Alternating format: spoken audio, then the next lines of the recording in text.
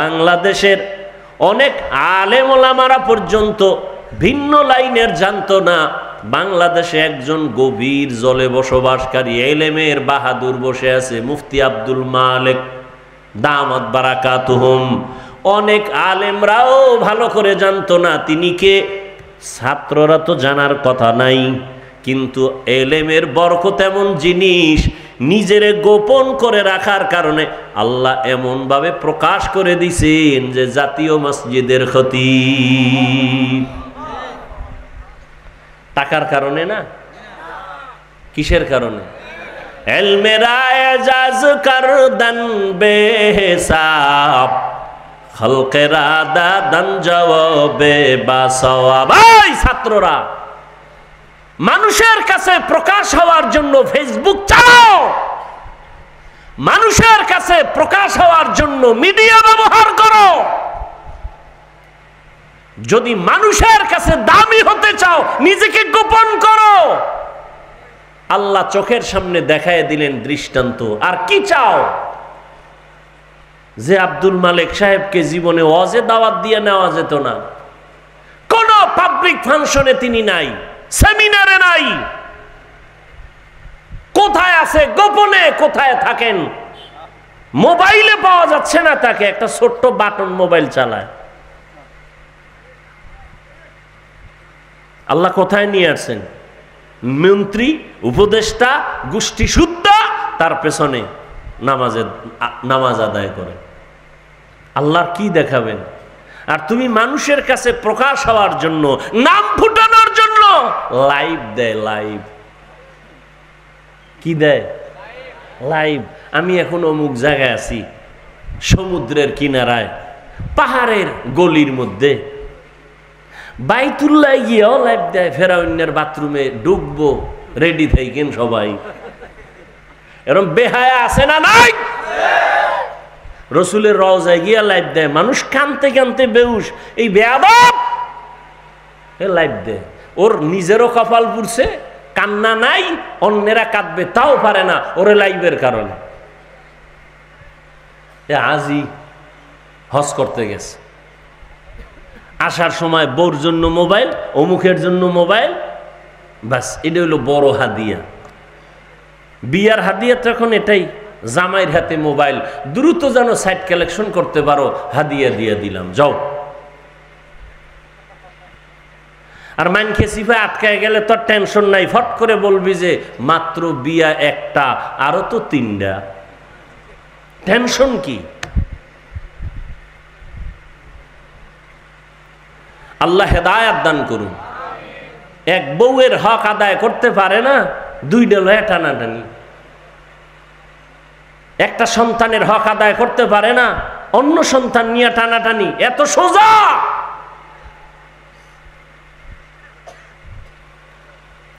আল্লাহর ভয় বড় কঠিন।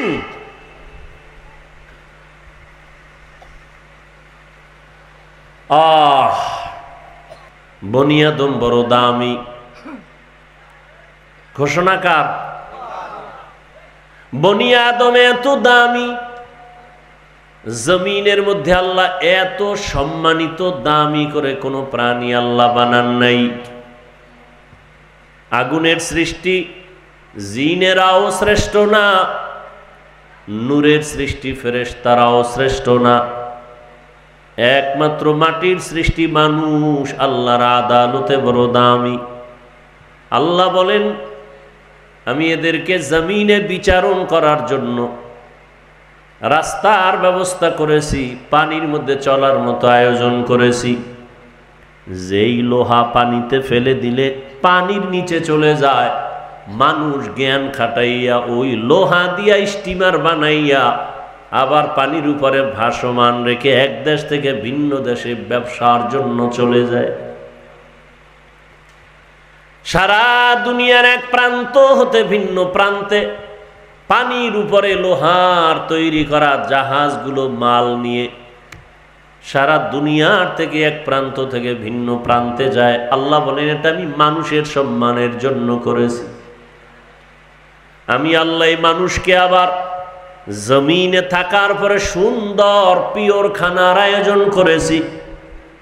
মানুষের খানা আমি আল্লাহ দেই, গর্তের পিপিলিকার খানা আমি আল্লাহ দেই, জঙ্গলের হাজারো প্রাণীর খানাও আমি দেই, নদীর মধ্যে কোটি ধরনের প্রাণীর খানাও কে দেন? সকালবেলা একটা পাখি উড়তে থাকে, সারাটা দিন ডানা মেলে উড়ে উড়ে খোলা আকাশে ঘুরে পেট ভরে বাচ্চার খানা নিয়ে বাসায় হাজির।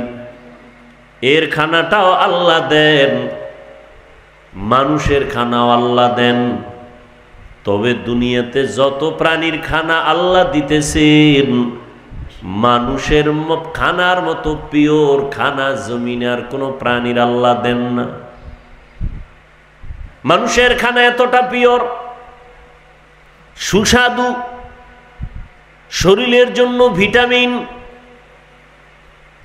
যত খানা আল্লাহ কাভার করে দিয়েছেন। বান্দা তুমি ভাত খাইবা, চাল থেকে কাভারে ঢুকাইয়া দিলাম। তুমি যদি রুটি খাও, গমটাকেও কাভার করে দিলাম। তুমি নদীর থেকে মাছ খাইবা, মাছেরও কাভার করে দিলাম। তুমি গোশত খাইবা, চামড়া দিয়া কাভার করে দিলাম।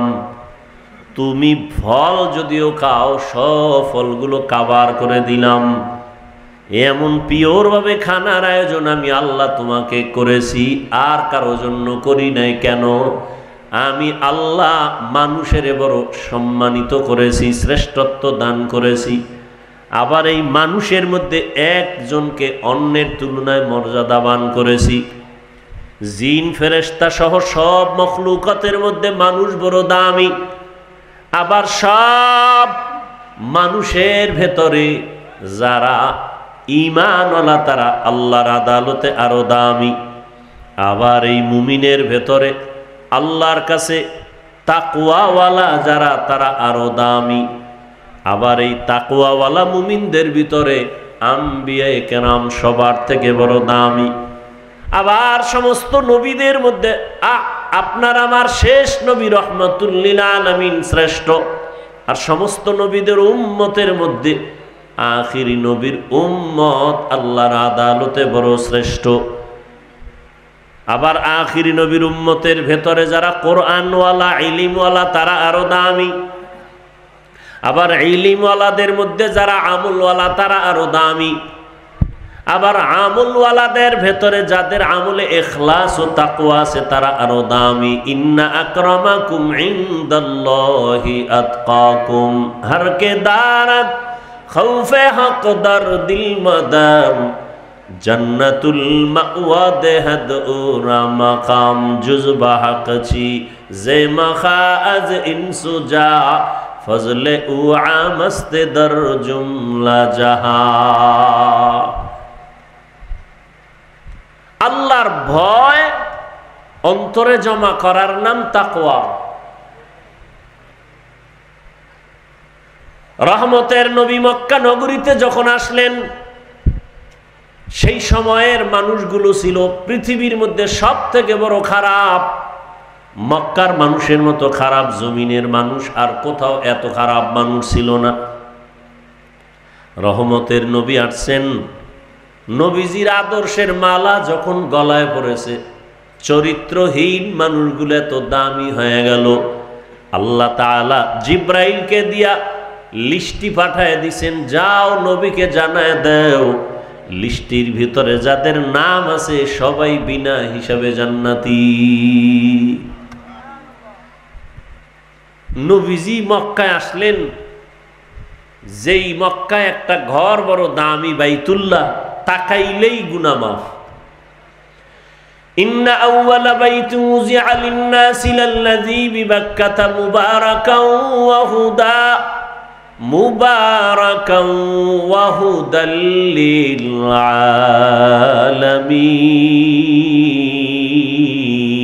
আলামিন। হেদায়েতের ঘর, ইবাদতের ঘর, এত সুন্দর ঘর, যেই ঘরের দিয়ে তাকাইলেই গুনাহ মাফ। জমিনের মধ্যে আল্লাহ পাক তার আপন মোহাব্বতের বান্দাদের জন্য অটো কিছু নেক আমলের রাস্তা খুলে দিয়েছেন। তুমি মায়ের দিকে তাকাও সওয়াব, বাবার দিকে শুধু তাকাইবা এতেই সওয়াব। আল্লাহর কোরআন তুমি কইলা শুধু তাকায়া থাকবা সওয়াব, বাইতুল্লাহর দিকে তাকায়া থাকবা সওয়াব, আল্লাহর প্রিয় গোলাম যারা আহলুল্লাহ তাদের দিকে তাকাও সওয়াব। এত সুন্দর ঘর, যেই বাইতুল্লাহর দিকে তাকাইলেই সওয়াব, সেই বাইতুল্লাহর পার্শ্বের মানুষগুলো এত খারাপ কেন? এই মানুষগুলো কোনো মুরব্বী মানে নাই, অভিভাবকহীন ছিল। ঈসা নবী চলে যাওয়ার পরে আর কোনো নবী নাই, রহমতের নবী আসলেন, যারা তাকে মুরব্বী মানলেন তারাই দামি হয়ে গেল। এমন দামি কিয়ামত পর্যন্ত তাদের নামে শুধু দোয়া চলতে থাকে। আল্লাহ তাদেরকে দুনিয়াতে জিন্দা অবস্থায় জান্নাতের সুসংবাদ দিয়েছেন। রহমতের নবীর ছোঁয়া লাগছে, রহমতের নবী বিদায় বেলা বলেন, মক্কার চরিত্রহীন মানুষগুলো আমার দোয়া পাইল, আমার দেওয়া নিসবত পাওয়ার কারণে দামি হয়ে গেল। কিয়ামত পর্যন্ত আনেওয়ালা উম্মত আমাকে তো আজীবন পাবে না। আমি তাদের সামনে দুটোর জিনিস রেখে গেলাম, এক হলো আল্লাহর কোরআন, দ্বিতীয় হলো আমি রহমতের নবীর আদর্শ সুন্নত। যারা ধরে রাখবে কিয়ামত পর্যন্ত, এদের সম্মানও যাবে না, তাদের ঈমানও যাবে না।